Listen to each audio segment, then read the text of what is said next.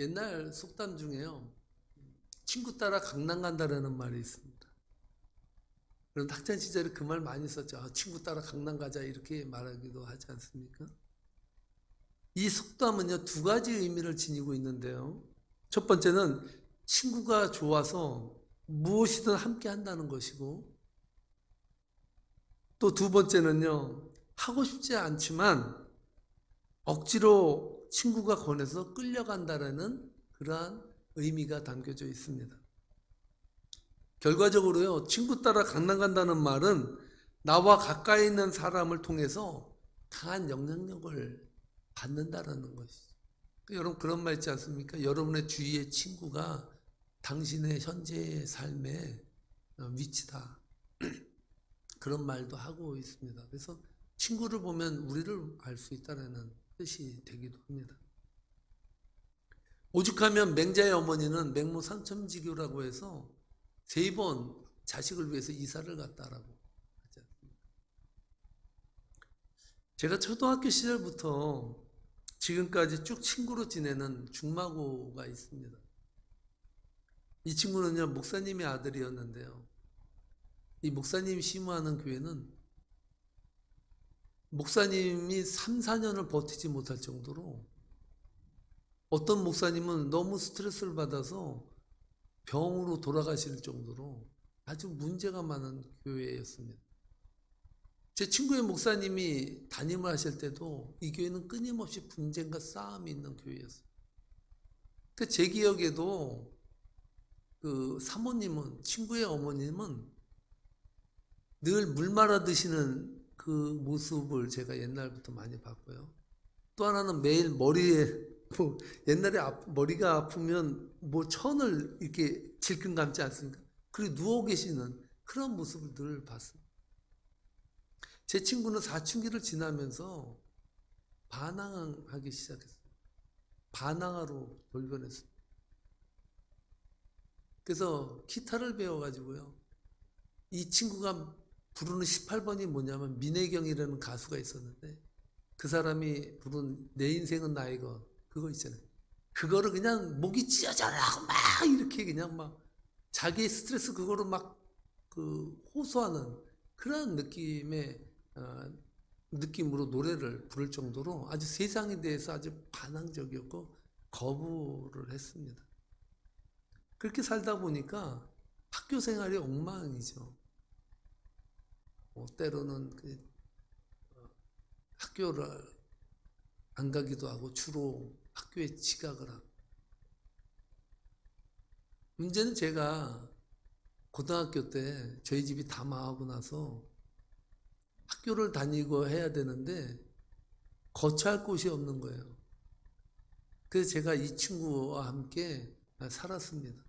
엄밀히 말하면 같이 산 게 아니라 빌부터 살았습니다. 거의 이 친구가 대주는 반찬 음식을 다 먹고 살다 보니까 음식만 먹은 것이 아니라 이 친구에게 제가 영향을 받고 살았어요. 이 친구가 늦게 가면 저도 어떻게 합니까? 자연히 늦게 가는 거예요, 늦게. 아이고, 나도 집안도 다 망하고 세상도 재미없고 네가 제일 의미 있게 사는 것 같다. 어떤 면에서는 존경이 될 정도로. 네? 그 친구들 중에서 그렇잖아요. 이상하게 선생님한테 혼나고 문제 아들이 때로는 영웅처럼 보일 때가 있죠. 이 친구랑 자취를 하면서 저도요 배리기 시작하는 거예요. 그래서 둘이 매일 지각을 하면 걸려가지고 교무실에 가면요 제 친구는 이쪽 선생님한테 주워 터지고 있고 저는 저희 담임 선생님한테 주워 터지고 있고 참 제 삶에서 어렵고 힘들고 정말 그 삶으로 간다면 제가 다시 한번 변화되고 무언가 의미를 가지고 몸부림치며 살아가고 싶다라는 그 시점이 있다면 바로 제 학창 시절이었습니다. 그래도 한 가지 감사한 것은요, 이 친구도 대학에 들어갔는데 저런 같이 신학을 전공하다가 노동운동에 빠져가지고요. 저기 교도소에 몇 번 들어갔다 나왔다 하더니 노동 현장을 가겠다고요. 학교도 다 때려치고 그렇게 살았어요. 그래도 이 친구가 막 산다는 것을 말씀드리면 이 친구가 지금도 막 살겠지 생각할까봐 말씀드리는데, 어느 순간인가요? 이 친구가 완전히 반항하고 그 나이 들어가지고 나이 40이 넘어서 거의 50대 갈 때 하나님이 이 친구를 만나 주셨어요. 그래서 완전히 하나님 안에서 변화돼 가지고 지금은 서로 전화를 하면 옛날 노동운동 얘기를 했는데 요새는 신앙 얘기를 합니다. 하나님 얘기를 해요. 그렇게 변했어요. 그럼에도 불구하고 이 친구의 삶은 참 어려운 단계를 지금 밟아가고 있습니다.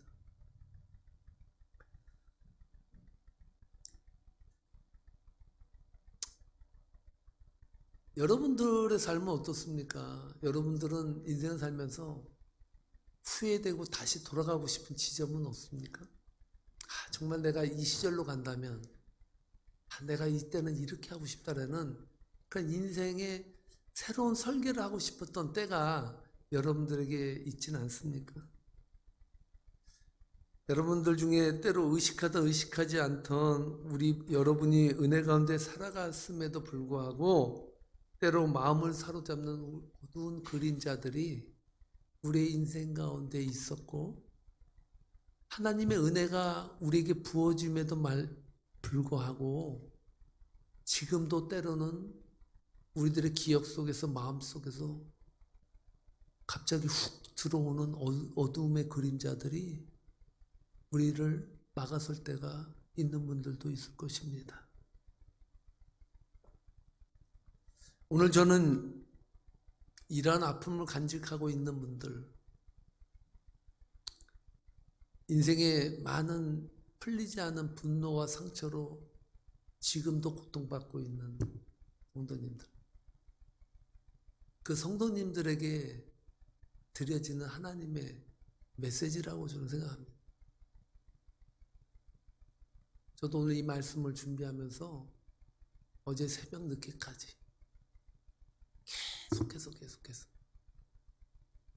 저도 하나님의 위로와 은혜로 다시 저를 돌아보는 시간이 되었습니다. 오늘 이 본문을 풀어가기 위해서 오늘 본문 말씀을 먼저 한번 살펴봐야 될 것 같습니다.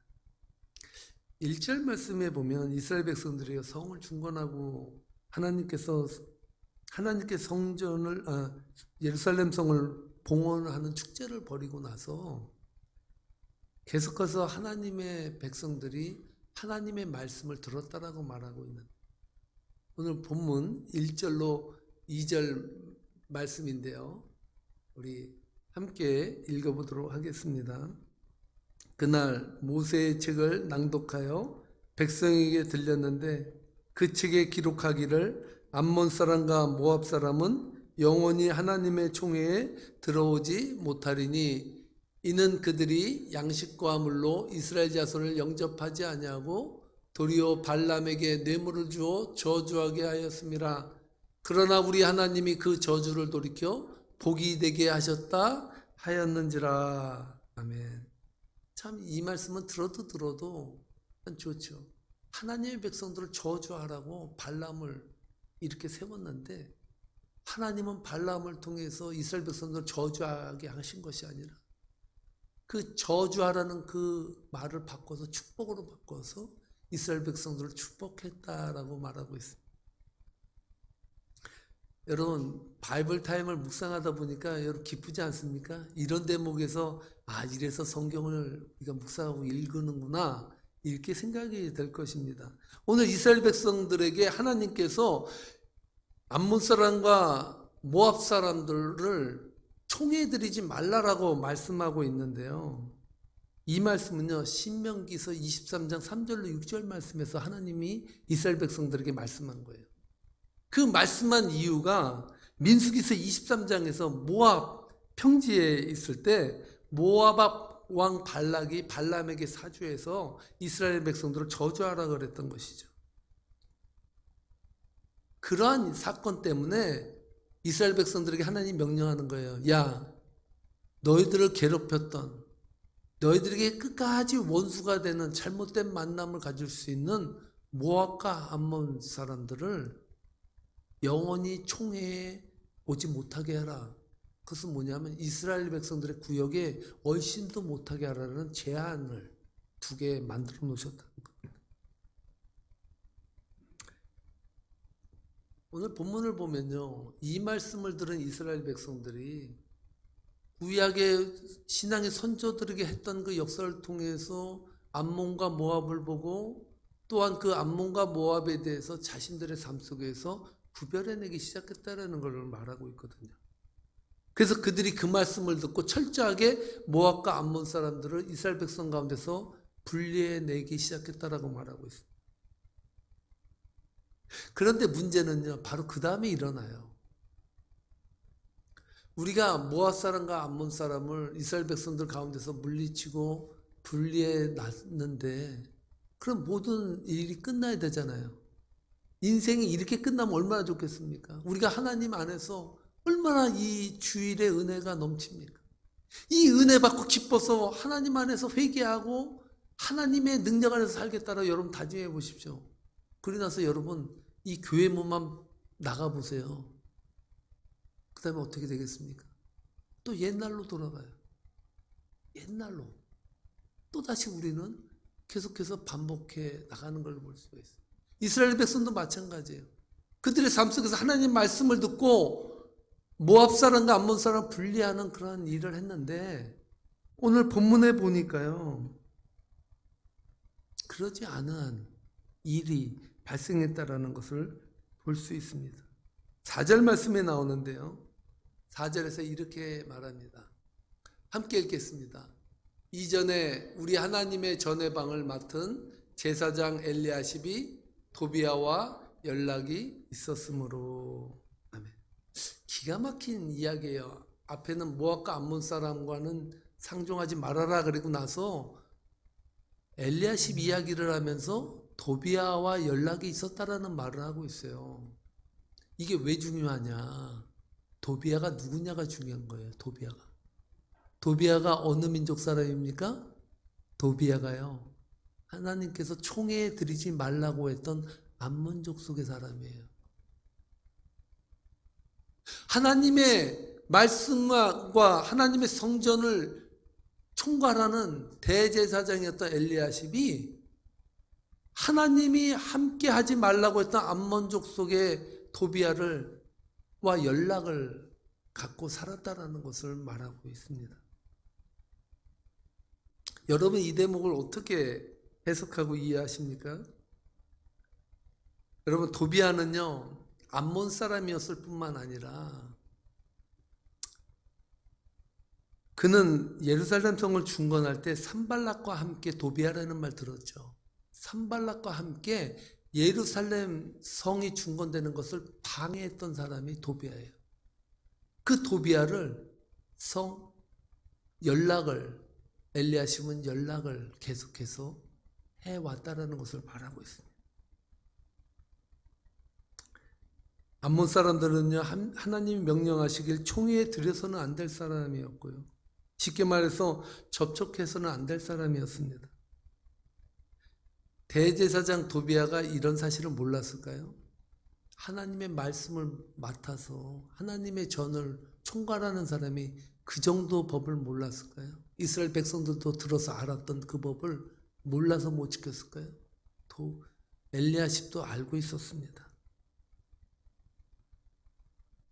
그럼에도 불구하고 엘리야십은 도비아와 내통하고 나중에는 하나님의 성전의 한 구역을 도비아에게 줘서 거기서 기거하도록 했다는 거예요. 이게 말이 됩니까? 이게 말이 될 수 없는 이야기가 벌어져요. 우리는 그렇게 생각할 거예요. 아니, 하나님의 말씀 맡은 대제사장이 어떻게 이러한 일을 벌릴 수 있을까? 우리는 이렇게 의문을 제기하는데요, 인간이 사는 세상에서는요, 무슨 일이든지 일어날 수 있습니다. 그 이상의 일도 일어날 수 있는 것이 인간이 살아가는, 죄 속에서 살아가는 인간들의 현주소라는 것입니다. 왜냐하면 이 세상에는요, 하나님의 나라와 하나님의 말씀을 방해하는 사단의 세력이 끊임없이 그리스도인들에게 도전해 오기 때문에. 오늘 저는요, 도비아와 잘못된 만남을 유지하며 살았던 엘리야십을 통해서 몇 가지 영적인 지혜를 얻고자 합니다. 첫 번째로요, 사단은 성역을 가리지 않고 하나님의 백성들을 공격해 온다는 것이,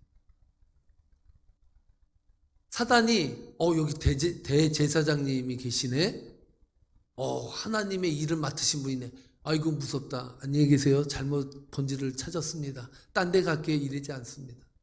사단은요, 하나를 물면 죽일 때까지 물고 늘어지면서 끝까지 넘어뜨리려고 계속해서 도전해요.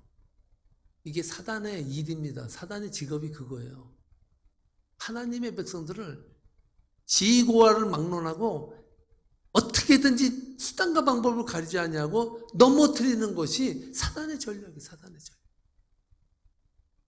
우리는 생각합니다. 아니, 교회에 어떻게 사단이 설칠 수가 있을까? 아니, 사단이 어떻게 목회자를 넘어뜨릴 수가 있어? 아니, 어떻게 교회에 이런 일이 벌어질 수 있는가? 어떻게 성도가 저렇게 넘어지지? 우리는 갖가지로 어떻게 외래는 말을 많이 하지만, 사단이 이 세상을 지배하는 세상 속에서는 어떠한 일도 우리 인생 가운데, 우리 가정 가운데, 우리 교회 가운데, 우리 사회 가운데 일어날 수 있다는 사실. 사단은요, 하나님이신 예수님도 시험했던 사람이에요. 존재예요. 사람도 아니죠. 영물이죠. 예수님도 시험했다니까요. 예수님도. 하물며 여러분들은 시험 안 하겠어요?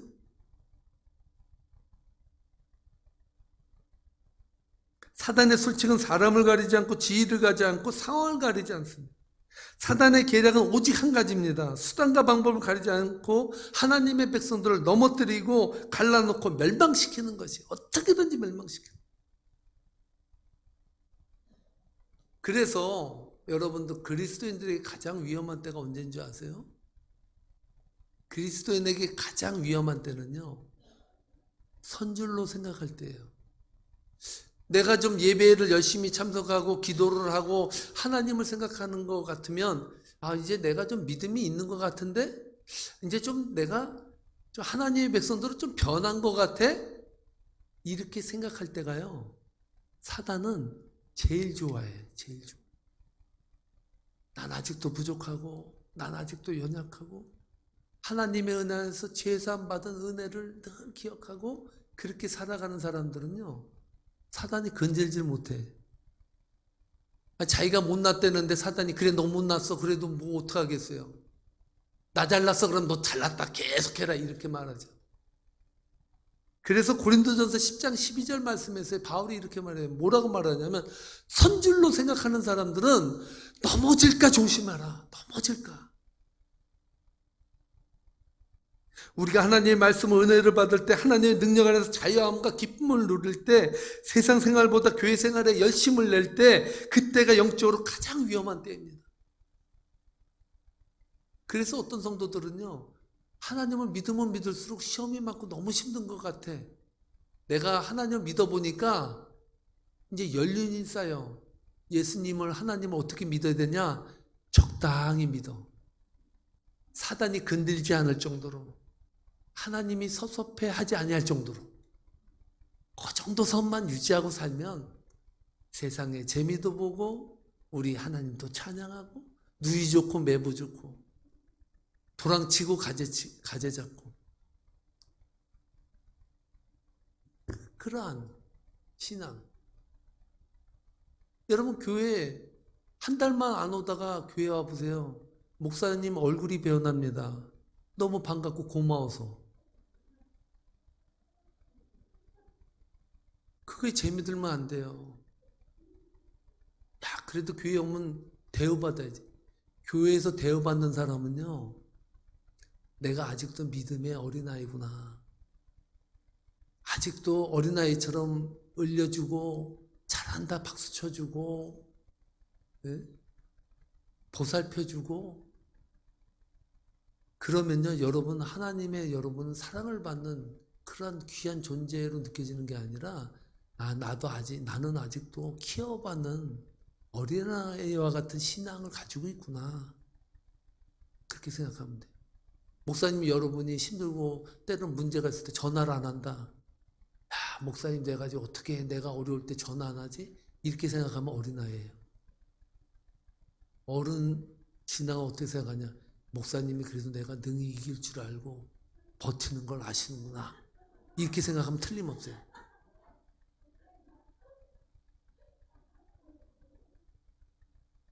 네. 여러분 생각해 보세요. 도비야가 엘리야십에게 처음부터 야 엘리야십 나 성전에 방 하나 줘, 이렇게 말했으면요 엘리야십이 그래 성전 열쇠 여기 있다 들어가서 너 살아라 이렇게 했을까요? 사단이요 그렇게 멍청하면요, 여러분들보다 멍청하면 사단이라고 부르지도 않아요. 사단에 쫄긴 귀신도 그렇게 안 해. 사단은요 그렇게 오지 않아요. 사단은요 아주 스무스하게 접촉하면서 들어옵니다. 아주 스무스하고 소프트하게.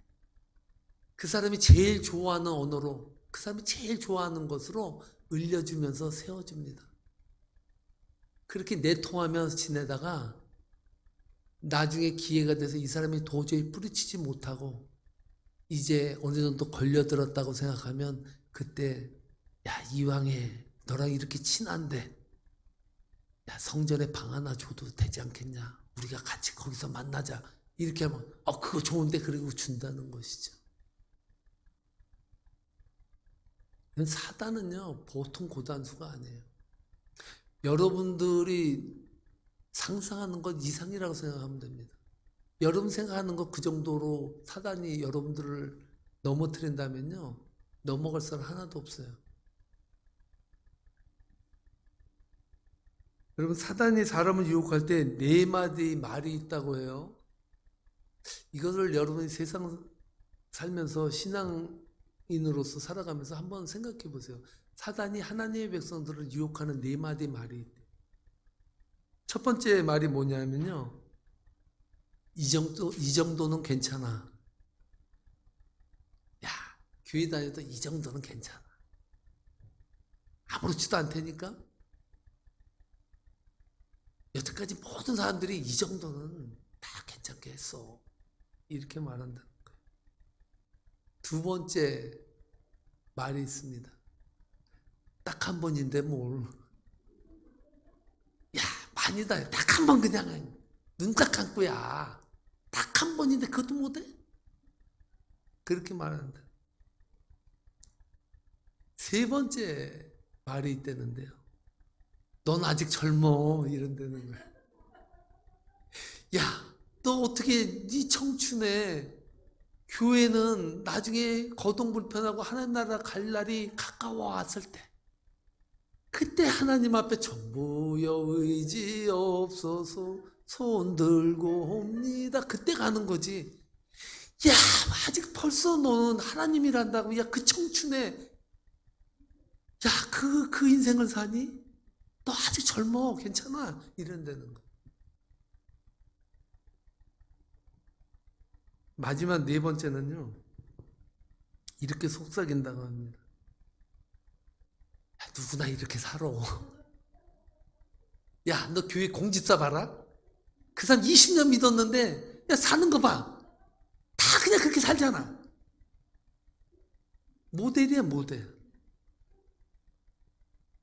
우리 교회 없는 성씨만 제가 골라 합니다.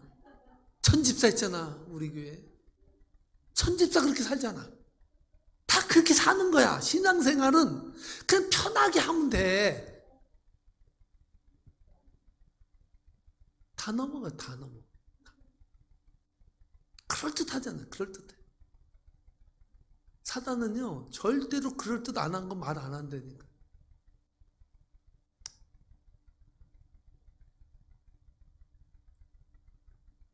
두 번째로요, 사단은 지금 저희 여러분들에게 말했듯이 사단의 공격은 점진적이고 계획적이에요.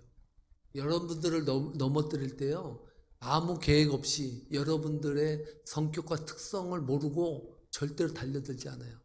여러분들의 습성, 식생활, 여러분들이 살아가는 자세 다 꿰뚫어 보면서 하나하나씩 점진적으로 여러분을 공격해 온다는 거예요. 이렇게. 마지막으로 세 번째가 있는데요. 이 세 번째가 참 중요합니다. 여러분, 다른 건 다 잊어먹어도요, 사단이 공격하는 세 번째는 꼭 잊지 말고 집에 가셔서도 곱씹어 보시고. 세 번째는요, 사단은요, 여러분들의 약점과 상처를 공격합니다. 이게 아주 중요해요. 사단의 주특기가 뭔지 아십니까? 사단의 주특기는요, 우리들의 삶에 가장 아파했던 과거의 상처들을 소환해내는 일이에요. 사단은요, 과거를 끄집어내는 데에 일인자예요. 여러분, 점쟁이들이나 무당들이 기가 막히게 맞추는 게 있는데 그게 뭔지 아세요? 점쟁이와 무당은요, 우리가 살아왔던 과거를 기가 막히게 잘 맞춰요.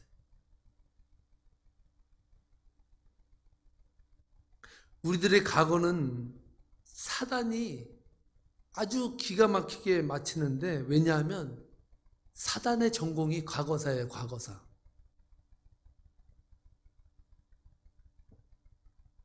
요즘 현대인들을 가장 치명적으로 괴롭히는 병이 무엇인지 아십니까? 예전에는요, 암이었어요. 암은 정말 인간에게 있어서 치명적인 병이었고요. 암을 정복하는 날이 언제가 올 것인가, 그것을 놓고 우리가 고민했어요. 근데 여러분, 요새 노벨상을 받은 사람이 유전자 가위라는 걸 발견했다는 거 아시죠? 암의 유전자가 있는 부분을 가위로 잘라서 접합을 하면 암을 치유할 수 있는 길이 열렸어요. 그래서 요즘은요, 암도 이제 치유할 수 있는 시대로 돌입했거든요. 여러분들, 이 세상에 가장 치명적인 병이 뭔지 아세요? 정신병이에요. 우울증이에요. 한 해 교통사고로 죽는 사람보다요, 우울증이나 정신적인 그런 문제로 아파하며 죽는 사람이요, 더 많아요. 교통사고보다 앞선 때가 벌써 과거 오래전에 벌써 이미 앞섰습니다.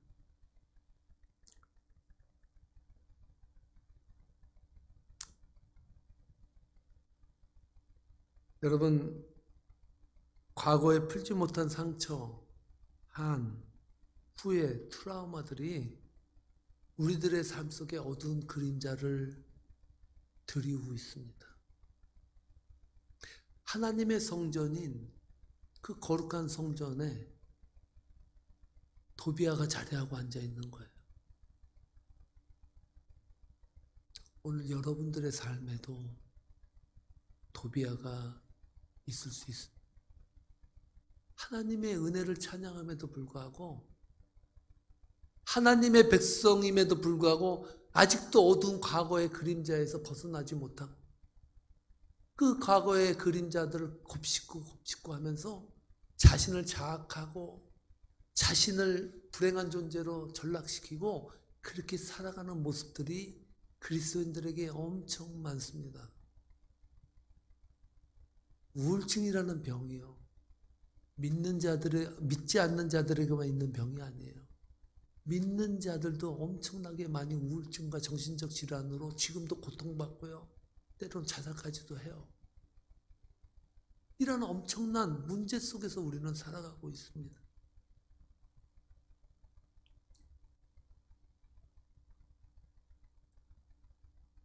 이것은 바로 사단이 현대인들을 넘어뜨리는 아주 강력한 무기가 되었던 것입니다. 저는 이런 의미에서 여러분들의 한 가지 굿뉴스를 드리려고 합니다. 오늘 말씀을 듣는 여러분들은 분명히 아십시오.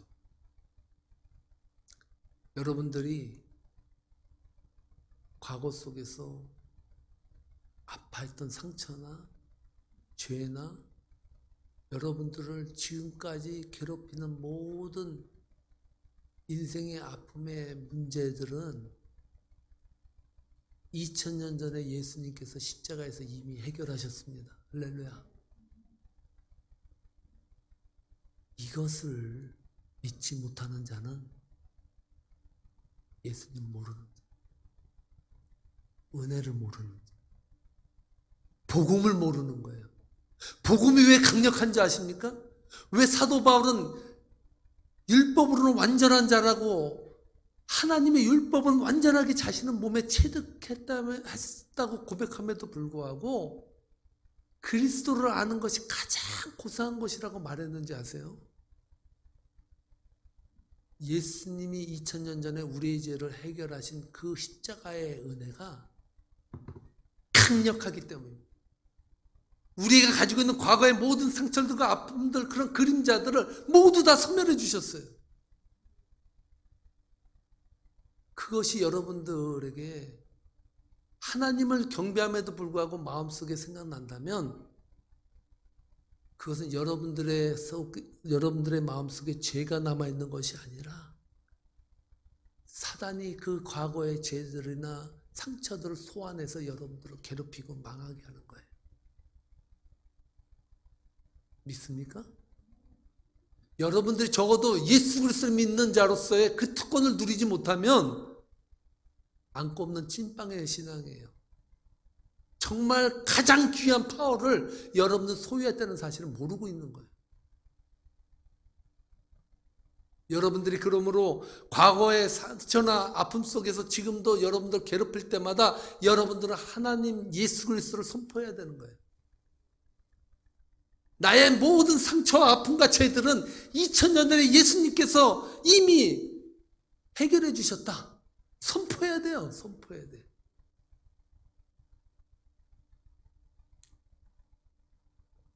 저는 두 가지 말씀을 여러분들에게 성경 말씀을 드리려고 해요. 첫 번째 말씀은요, 시편 103편 12절로 14절인데 우리 주님이 이렇게 말합니다. 잘 들으세요. 동이 서에서 먼 것 같이 우리의 죄가를 우리에게서 멀리 옮기셨습니다. 아버지가 자식을 긍휼히 여긴 같이 여호와께서 자기를 경외하는 자를 긍휼히 여기시며 이는 그가 우리의 체질을 아시며 우리가 단지 먼지뿐임을 기억하심이로다. 하나님이 보실 때 우리가요, 먼지 같은 존재예요.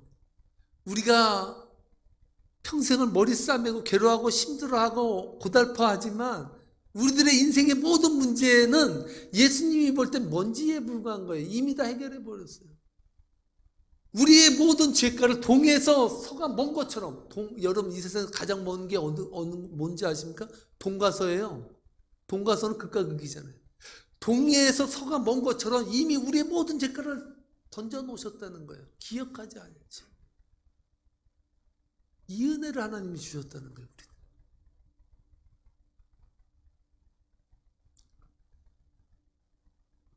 하나님은 회개한 하나님의 백성들을 치유하시고 회복해 주십니다. 여러분들이 하나님 앞에 여러분들의 죄를 놓고 회개하고 하나님의 은혜를 간구하면 하나님은 성령님을 통해서 여러분들이 치유해 주셨음을 증명해 주십니다. 두 번째는 하나님은 이사야를 통해서 회복과 치유의 말씀을 주십니다. 이사야서 1장 18절에서 이렇게 말씀하고 있습니다. 함께 읽어보겠습니다. 여호와께서 말씀하시되 우리가 서로 변론하자. 너희의 죄가 주홍 같을지라도 눈과 같이 씌어질 것이요 진홍같이 붉을지라도 양털같이 시게 되리라. 야, 우리 한번 따져보자는 거예요. 변론하자. 우리 한번 서로 한번 토론해보자. 너희 죄가 주홍 같을지라도 눈과 같이 씌어질 것이요. 아멘. 진홍같이 붉을지라도 양털같이 시게 되리라. 하나님이 우리의 모든 죄와 허물을 짊어지시고 십자가의 죽으심으로 말미암아 주홍 같은 죄들이 눈같이 씌어지고 진홍같이 붉은 죄들이 양털같이 시게 되는 그 역사를 이루어 놓으셨는데, 누가 그것을 붉다고 말하고 누가 그것이 주홍 같다라고 말할 수 있냐는 거예요. 말씀을 마치려고 합니다. 성도 여러분, 하나님의 백성임에도 불구하고 우리들의 신령 가운데 슬며시 자리 잡는 도비아가 있습니다. 그 도비아는 실체가 아니라 그 도비아는 사단이 우리를 참수하고 넘어뜨리기 위해서 만들어 놓은 그물이에요. 이 그물에 빠지지 않냐.